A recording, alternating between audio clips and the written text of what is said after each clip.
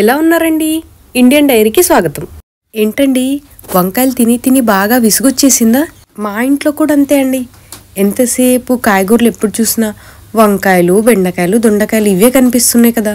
మరి ఈ వంకాయలు తిని తిని బోరు కొట్టేస్తే కొత్తగా ఎలాగన్నా ట్రై చేస్తే బాగుంటుందని ఈరోజు ఇలా కొత్తగా అలానే ఎంతో ఆరోగ్యకరంగా కూడా వంకాయలు చేసుకుంటే మంచిదని మీతో ఈ రెసిపీ షేర్ చేస్తున్నాను.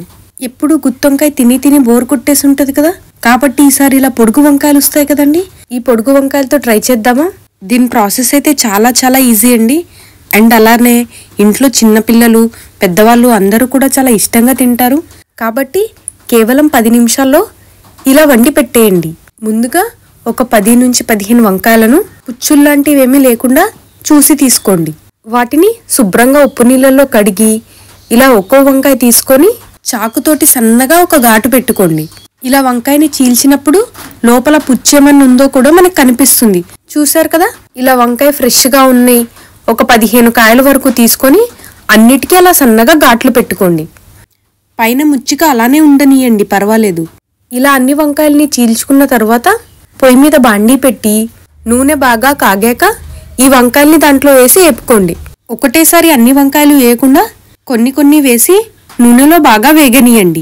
ఇది పెద్ద నూనె కూడా ఏమీ పీల్చదండి, చాలా తక్కువ నూనెతోనే అయిపోతుంది. మీకు వంకాయలు వేగుతున్నది కనిపిస్తుంది. చూడండి, వంకాయలు చిన్నగా రంగు మారుతున్నాయి. ఇలాగా వంకాయలను పూర్తిగా రంగు మారేంత వరకు వేయించుకోవాలి. చూసారా, వైలెట్ కలర్లో ఉన్న వంకాయలు లావెండర్ కలర్లోకి మారాయి. ఇలాగా పూర్తిగా రంగు మారేంత వరకు వేయించుకొని అప్పుడు తీసుకోవాలి. మరీ ఎక్కువసేపు వేగనిచ్చారనుకోండి అవి మాడిపోయే అవకాశం కూడా ఉంటుంది. చూసారు కదా ఏ కలర్ వచ్చేంత వరకు వేయించుకోవాలో. ఇప్పుడు దీంట్లో పెట్టడానికి స్టఫ్ రెడీ చేసుకుందాము. దాంట్లో కావాల్సినవి వెల్లుల్లిపాయలు ఒక 10 రెబ్బలు, జీలకర్ర కొద్దిగా, తగినంత ఉప్పు, అలానే తగినంత కారం. ఇప్పుడు ఒక చిన్న రోలు తీసుకొని దాంట్లో కాస్తంత జీలకర్ర అలానే వెల్లుల్లిపాయలు వేసి దంచేటప్పుడు కాస్త ఉప్పు వేసి దంచుకున్నారనుకోండి రోల్లో నుంచి బయటికి ఎగిరి వచ్చేయకుండా అందులోనే బాగా నలుగుతుంది. ఇప్పుడు అందులో మీకు నచ్చినంత కారం వేసి మళ్ళీ దంచుకోండి. ఇంకా మనం వేరేగా వంకాయల్లో ఉప్పు కారం వేయం కాబట్టి ఇప్పుడే మీరు తినేంత ఉప్పు కారం తగినంత వేసేసుకోండి. ఇది బాగా ముద్దలాగా మెత్తగా నలిగిపోవాలండి. చూడండి, ఇలా మెత్తగా ముద్దలాగా అయిన తర్వాత మనం ముందుగానే వేయించి పెట్టుకున్న వంకాయలు ఉన్నాయి కదా, ఆ వంకాయలను ఒక్కోటి తీసుకొని ఇలాగా కొద్దిగా కొద్దిగా స్టఫ్ లోపల పెట్టుకోండి. మీరు తినే కారాన్ని బట్టి రుచిని బట్టి లోపల స్టఫ్ పెట్టుకోండి. చిన్నపిల్లలకి పెట్టాలనుకోండి కొద్దిగా స్టఫ్ పెట్టి పెట్టారనుకోండి వాళ్ళు కూడా చాలా ఇష్టంగా తింటారు. మా ఇంట్లో అయితే అందరూ కారం చాలా ఎక్కువగా తింటారు, అందుకనే నేను కొద్దిగా స్టఫ్ని ఎక్కువగా పెట్టుకున్నాను. చూశారు కదా, లోపల పెట్టుకునే విధానం అర్థమైంది కదా. ఇలా అన్ని వంకాయల్లో స్టఫ్ పెట్టుకున్న తర్వాత మనం ముందుగా వంకాయలను వేయించిన నూనె ఉంది కదా, అది కాగిన నూనె కదా, దానిని ప్రతి వంకాయలో కూడా ఒక 2 to 3 డ్రాప్స్ వరకు పోసుకోవాలి.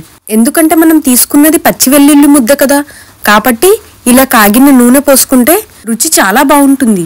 ఈసారి దీనిని మీరు ట్రై చేసి చూడండి. ఇంకో విషయం చెప్పనా, మీరు కనుక ఇంట్లో ఒక 2-3 వంకాయ చెట్లు వేసుకున్నారనుకోండి మీకైతే ఇంకా వంకాయలు అసలు బయట కొనాల్సిన అవసరమే ఉండదండి. ఎందుకంటే ఈ టైప్ వంకాయలు ఉన్నాయి కదా, పొడుగు వంకాయలు, వీటిని పెద్దాడ వంకాయలు అంటారు. అలా ఎందుకంటారో నాకు తెలియదు. ఈ వంకాయలను కనుక 1-2 చెట్లు వేసుకుంటే మీకు ఖచ్చితంగా 2-3 కేజీల వరకు వంకాయలు వస్తాయండి. వంకాయలు తింటే క్యాన్సర్ కూడా రాదంటండి. పైగా నా ఛానల్ని సబ్స్క్రైబ్ చేసుకోరా అండి ప్లీజ్. అండ్ అలానే నోటిఫికేషన్స్ ఆల్లో పెట్టుకోండి. అండ్ లైక్ చేయండి, షేర్ చేయండి, కామెంట్ చేయటం మర్చిపోకండి. థ్యాంక్స్ ఫర్ వాచింగ్ అండి.